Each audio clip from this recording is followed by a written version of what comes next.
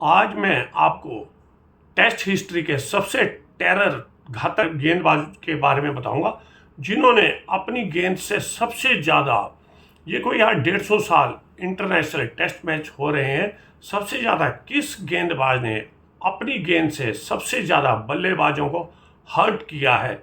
बेशक काफ़ी साल पहले जैसे 1950-60 में भी बड़े घातक गेंदबाज हुए, पर वो कोई हमारे पास ऐसा प्रूफ नहीं है हमारे पास उनका कि किस तेज गेंदबाज ने फलाने टाइम में उसको घायल किया था। बेशक चार्ली ग्रिफिथ ने हमारे नॉरी कंट्रैक्टर को घायल किया था, वो भी मरते मरते बच ही गए थे, पर उनका कैरियर ख़त्म हो गया था।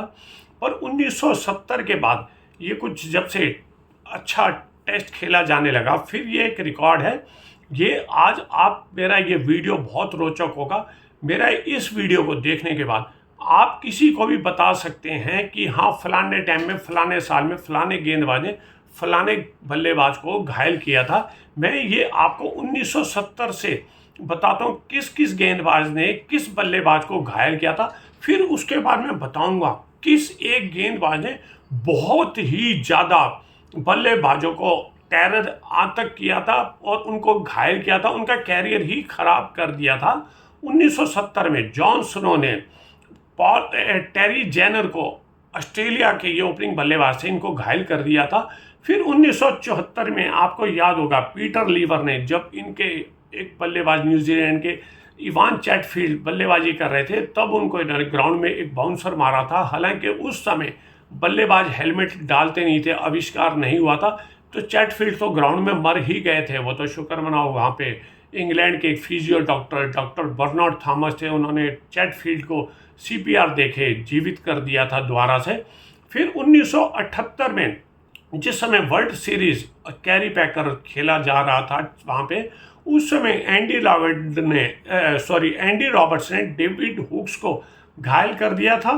फिर 1976 में माइकल होल्डिंग ने, आपको याद होगा, भारतीय टीम जब वहाँ पे 4 टेस्ट खेलने गई थी, उस समय इन्होंने अंशुमान गायकवाड़, जीआर विश्वनाथ और महेंद्र अमरनाथ को घायल किया था।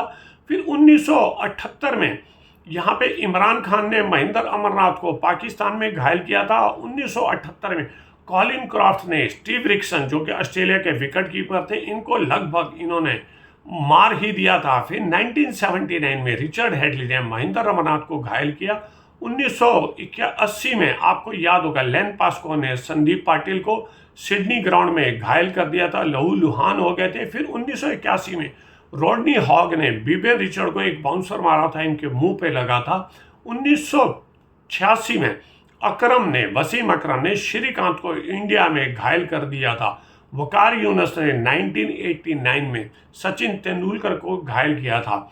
ये जो प्लेयर गेंदबाजों ने एक दो ही प्लेयरों को घायल किया था। अब मेन अपनी स्टोरी पे आऊँगा, जहाँ पे ये जो सबसे डेडली टेरर बॉलर थे, ये थे वेस्ट इंडीज़ के मैल्कम मार्शल को एक कद काठ में, ये जिन बॉलरों के बारे में मैं बात कर रहा हूँ, इनसे 20 तो क्या 15 थे कद काठ में, ये 5 फुट 11 इंच थे। क्योंकि ज़्यादातर ये जो फास्ट बॉलर थे, ये 6.25 फुट 6.5 फुट 6.25 थे हाइट इनकी थी। पर यहाँ पे जो मैल्कम मार्शल ने आज तक बचाया, वैसा किसी ने नहीं बचाया था।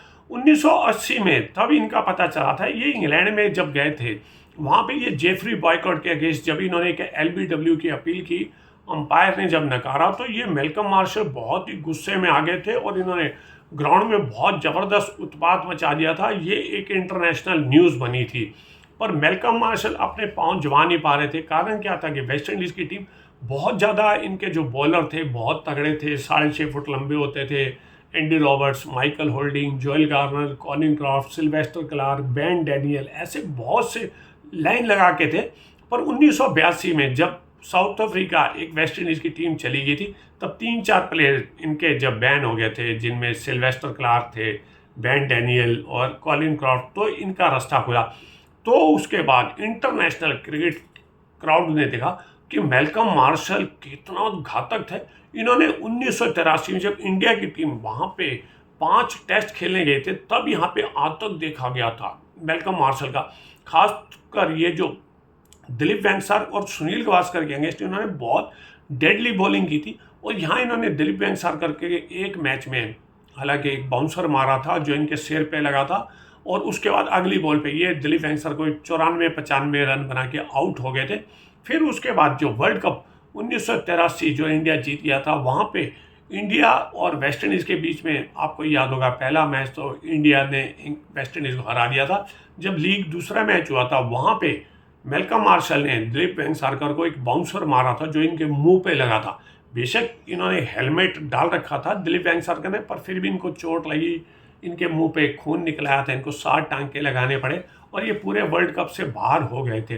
फिर 1983 में जब ये फिर इंडिया आए थे 6 टेस्ट मैच की सीरीज खेलने के लिए, जहाँ पे वेस्ट इंडीज ने इंडिया में आके इंडिया की बुरी हालत कर दी थी, 3-0 से हराया था।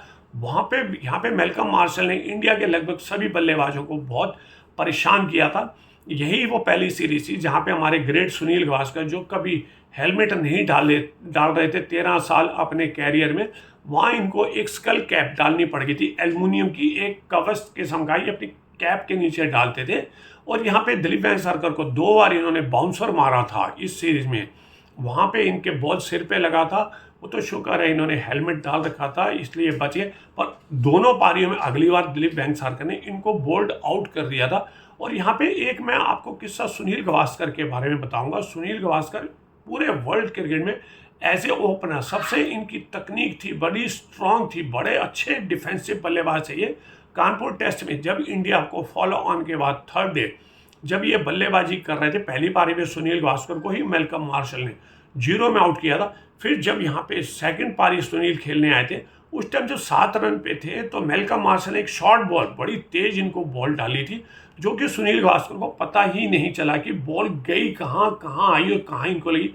वो बॉल जो थी वो इनके हैंडल से टकराई थी और हैंडल में लगने से एक कैच उठा था, जो कि उनके जो विंस्टन डेविस फास्ट बॉलर थे, इन्होंने कैच पकड़ के सुनील गावस्कर को आउट भी कर दिया था। इस सीरीज में इंडिया की स्लो पिचों में मेलकम मार्शल ने साथ में 33 विकेट लिए थे। फिर 1984 में यही जो वेस्ट इंडीज की टीम जब इंग्लैंड का टूर करने गई थी, वहाँ पे इन्होंने 5 टेस्टों में इंग्लैंड को ब्लैक वॉश कर दिया था, 5 मैच में हरा दिए थे। वहाँ इन्होंने मेलकम मार्शल ने 2 प्लेयरों को बिल्कुल ही हर्ट करके उनका टेस्ट कैरियर ही खत्म कर दिया था। एक मैच में इन्होंने पॉल टेरी को इन्होंने जो आउट हर्ट किया था। फिर उनके बाद एंडी लॉयड एक और इनके बल्लेबाज थे, बहुत अच्छी रेपुटेशन से आए थे, इनको इन्होंने तो टेस्ट के पहले दिन लंच से पहले ही बिल्कुल टोटली हर्ट करके मैदान से बाहर कर दिया। फिर ये कभी भी एंडी लॉयड इंटरनेशनल क्रिकेट खेल नहीं पाए थे। फिर उसके बाद 1984 में जब ऑस्ट्रेलिया में वेस्ट इंडीज़ की टीम गई थी, वहाँ पे 5 टेस्टों की सीरीज थी, वहाँ पे वेस्ट इंडीज ने एक तरफे रूप में एक तरफा सीरीज 3-1 से हरा दिया था। वहाँ पे मेलकम मार्शल ने अकेले ने ऑस्ट्रेलिया के सारे ही बल्लेबाजों को घायल कर दिया था। कोई भी उनका ऐसा बल्लेबाज नहीं था जो एक बार इनकी बॉल के आगे घायल नहीं हुआ हो। जैसे कि आपने वीडियो में देखा है, इनके सारे बल्लेबाज किसी ना किसी टाइम पिच में गिरे जरूर थे, हर्ट हुए थे, कभी बाजू में, कभी छाती पे, सिर पे। वो तो इंटरनेशनल क्रिकेट थे, जो बल्लेबाज थे वो helmet, chest pad, thigh pad, leg pad, सब पूरे उपकरण, सेफ्टी उपकरण डाल के बल्लेबाजी करते थे। यहाँ केपलर वेसल, कप्तान Allan Warner, Steve Rixon, Graham Wood, Ben Phillips, Graham Yallop, ये सब के सब अपना घायल हुए थे। फिर 1986 में ये लास्ट बल्लेबाज थे जो इनसे घायल हुए थे, इंग्लैंड के बल्लेबाज माइक गैटिंग बल्लेबाजी, हालांकि माइक गैटिंग ने हेलमेट डाला हुआ था, बॉल इनके मुंह पे लगा था आके, नाक इनकी टूट गई थी, हड्डी टूट गई थी नाक की। इनको माइक गैटिंग को स्ट्रेचर पे डाल के मैदान के बाहर ले गए थे। फिर जब इंग्लैंड में गए थे, इंग्लैंड में हालांकि इनकी शक्ल जो माइक गैटिंग थे तो ये गोरे, इनकी ब्लैक और ब्राउन शक्ल हो गई थी, जैसे आप वीडियो में देखेंगे। वहाँ पे माइक गैटिंग ने एक स्टेटमेंट दिया था कि बहुत जल्दी टेस्ट मैच में कभी भी कोई भी बल्लेबाज मर सकता है फास्ट बॉलिंग से। बेशक टेस्ट मैचों में कोई बल्लेबाज मरा नहीं था, हर्ट तो हुए, पर एक दुर्भाग्य बल्लेबाज थे ऑस्ट्रेलिया के फिल ह्यूज। ये ऑस्ट्रेलिया में जब शेफील्ड शील्ड वहाँ पे फर्स्ट क्लास खेल रहे थे, वहाँ पे हालांकि ये फिल जो ह्यूज थे एक बहुत अच्छा फ्यूचर थे। ये अपने जो पहले टेस्ट की दोनों पारियों में साउथ अफ्रीका में जाके इन्होंने अपने पहले टेस्ट की दोनों पारियों में शतक बनाया था। फिर जब वनडे खेला था वहाँ पे भी इन्होंने शतक बना दिया था। वहाँ पे ये ऑस्ट्रेलिया में अपना शेफील्ड शील्ड खेलते। वो ऑस्ट्रेलिया के ही एक फास्ट बॉलर थे, कोई ज़्यादा खास नहीं थे फास्ट बॉलर, शीन बॉल्ट। उसकी बॉल इनकी गर्दन में लगी थी, वहाँ पे ये 3 दिन बेहोश होने के बाद इनकी मृत्यु हो गई थी।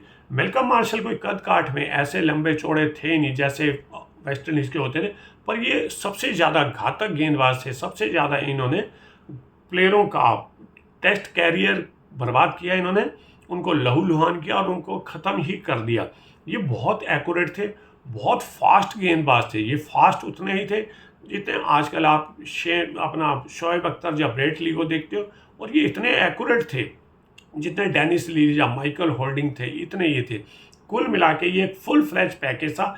आप जरा इनका देखिए टेस्ट कैरियर का हाथ कैसा था। 81 टेस्ट खेले, 376 इन्होंने विकेट ली। इनकी जो एवरेज थी ये थी 20.94। इनका जो स्ट्राइक था कि ये हर बॉल बल्लेबाज को आउट करने के लिए 46 बॉल लेते थे। ऐसे आज तक इतना घातक तेज गेंदबाज कोई नहीं आया है इंटरनेशनल क्रिकेट में दोस्तों। पर ये बड़े दुर्भाग्यशाली रही है, सिर्फ 41 साल में ही इनकी मृत्यु कैंसर से हो गई थी। 4 नवंबर 1999 को इनका निधन हो गया था। एक बहुत होनहार गेंदबाज का बहुत जल्दी अंत हो गया दोस्तों। मैं समझता हूँ मैंने ये वीडियो जो आपको बनाया है, ये आपको काफ़ी इससे नॉलेज मिली होगी। पर फिर भी अगर कहीं भूल चूक मुझसे हुई है, आप भी अगर कोई सोचते हो, आपको भी कोई याद आता है कोई ऐसा डेडली टेरर फास्ट बॉलर है, तो आप मेरे जाके इनबॉक्स में कमेंट्स कर सकते हैं। मेरा अगर आपको चैनल पसंद आता है, इसको लाइक, शेयर, कमेंट और सब्सक्राइब करें। शुक्रिया।